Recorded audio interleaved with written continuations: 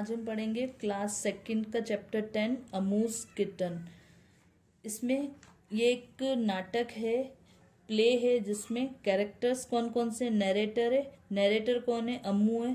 अब नैरेटर जो होता है वो कहानी को समझाने वाला होता है। नैरेटर का मतलब क्या होता है, जो कहानी के बारे में हमें बताता है। एचन जो कि अम्मा है, वेनू, अब्दुल, कुमारी, उन्नी, ये अम्मू के फ्रेंड्स हैं। सीन फर्स्ट में क्या होता है, इन अम्मूज स्कूल, अम्मू की स्कूल का सीन है।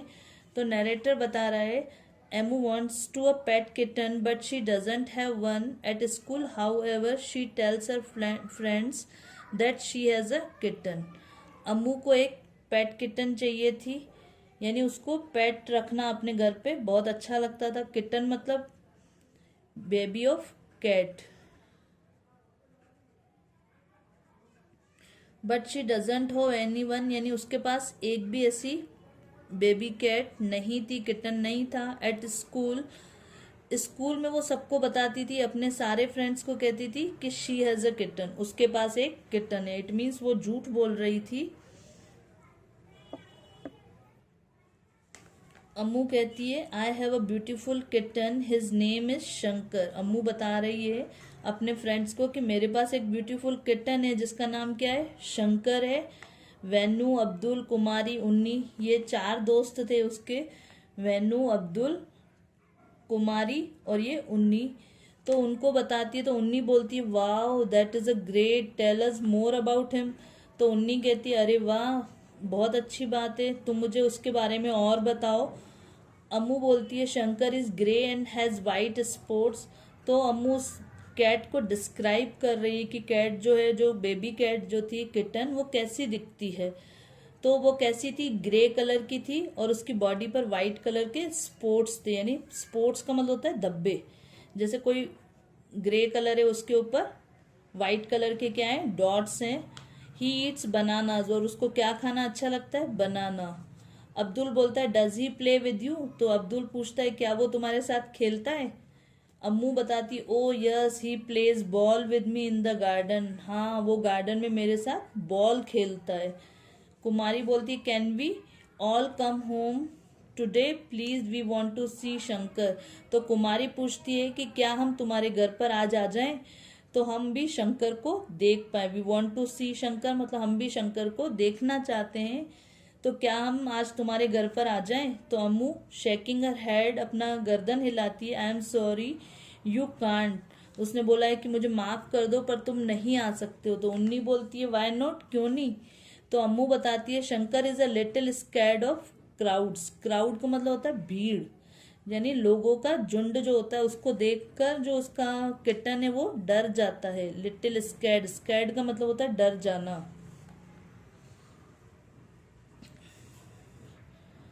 कुमारी बोलती है then we will play with him one by one, तो अच्छा ठीक है हम उसके साथ एक एक करके खेलेंगे। तो अम्मू बोलती है I am sorry but we are going out today, तो उसने अम्मू ने बोला है कि मुझे माफ़ कर दो पर आज हम कहीं बाहर जा रहे हैं। तो अब्दुल बोलता है then we will come tomorrow, तो क्या हम कल आ जाएं तुम्हारे घर पर। तो Venu we will bring bananas for him, हम उसके लिए बनानास भी लेके आएंगे। अम्मू विद अ शाय ओके, तो वो धीरे से बोलती है कि हाँ चलो ठीक है कल आ जाना, बट वो तो झूठ बोल रही थी, अब उसका झूठ पकड़ा जाएगा। अब सीन 2 स्टार्ट होता है। दैट इवनिंग एट अम्मूज हाउस, अम्मू के घर के बारे में दिखाया जा रहा है। नरेटर बताता है, जो स्टोरी के बारे में बताता है। That evening Ammu returns home worried and sad, what will she do if her friends find out she told them a lie. तो नरेटर बता रहा है कि उस समय जब शाम को अम्मू अपने घर रिटर्न मतलब लौटती है, तो बहुत ज़्यादा वरिड होती है, चिंतित होती है और दुखी भी होती है, और सोचती है कि अगर उसके फ्रेंड्स को मेरे झूठ के बारे में पता चल गया तो वो क्या करेगी। She ask her father for help, तो वो अपने पापा से हेल्प लेती है। अम्मू अचेन प्लीज कुड, अचेन मतलब फादर होता है, जो मलयालम में फादर होता है उसको क्या कहा जाता है, अचन। जैसे हम फादर को पापा बोलते हैं, वहाँ पे मलयालम में अचन बोला जाता है। Please could you buy a kitten for me, तो अम्मू पूछती है कि क्या आप मेरे लिए एक छोटा सा किटन खरीद सकते हो। Achan reading the newspaper we will see, तो अच्छन जो उसके पापा होते हैं उस समय न्यूज़पेपर पढ़ रहे होते हैं, तो वो बोलते हैं चलो देखेंगे। अम्मू बोलती है बट इट इज़ अर्जेंट, मुझे तो जल्दी में चाहिए। अर्जेंट का मतलब वेरी इंपॉर्टेंट, बहुत जल्दी में चाहिए। तो Achan looking up from the newspaper, और अच्छन जो होते हैं तो वो न्यूज़पेपर हटाकर उसको देखते हैं और बोलते हैं why it is so urgent, इतना इम्पोर्टेंट क्यों है। Ammu whisper to herself, अपने आप में खुसफुसाती हुई, विस्पर करना मतलब अपने आप में धीरे धीरे बात करना। Oh how do I tell Achan that I told my friends a lie, तो मनी मन बोल रही होती है कि मैं अपने अच्छन को, पापा को कैसे बताऊं कि मैंने अपने फ्रेंड्स के साथ क्या बोला है, झूठ बोला है। लाई मतलब झूठ बोलना। Achan Ammu why it is urgent answer me, तो अच्छन उसके जो पापा होते हैं वो पूछते हैं कि अम्मू क्यों अर्जेंट है, मुझे आंसर दो। Ammu oh it's all right Achan it is not urgent, तो बोलती है कि नहीं नहीं कोई बात नहीं, ये अर्जेंट नहीं है। नरेटर बताता है स्टोरी में, अच्छन laughs and continues reading the paper. Amu sits there sadly. तो अच्छन कंटिन्यूसली रीडिंग कर रहे हैं पेपर में और हंसते भी हैं, और अमू उन्हीं के पास में बहुत दुखी होकर, सैड होकर बैठी है। सीन थर्ड स्टार्ट होता है। Next morning at Ammu's house, Ammu के हाउस में नेक्स्ट मॉर्निंग को क्या होता है उसके बारे में नरेटर हमें बता रहा है। It is 8 in the morning, सुबह के 8 बज गए हैं। But Amu is still in bed, पर अम्मू जो है वो अभी तक बेड पर ही है। She is going to be late for a school, उसको तो स्कूल जाने में बहुत ज़्यादा देर हो रही थी। Amma goes to Ammu's room and touches her forehead, it is hot.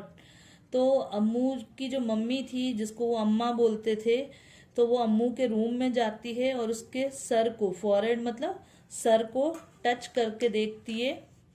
तो उसका सर जो होता है वो बहुत ज़्यादा गर्म होता है, जैसे बुखार में तुम्हारी मम्मी भी चेक करती है ना सर पर हाथ लगाकर, तो उसकी मम्मी ने भी चेक किया, तो उसका जो फोरहेड था वो बहुत ज़्यादा गर्म था। अम्मा यू हैव, अम्मा बोलती you have a fever Ammu, Ammu तुम्हें तो बहुत ज़्यादा तेज बुखार है।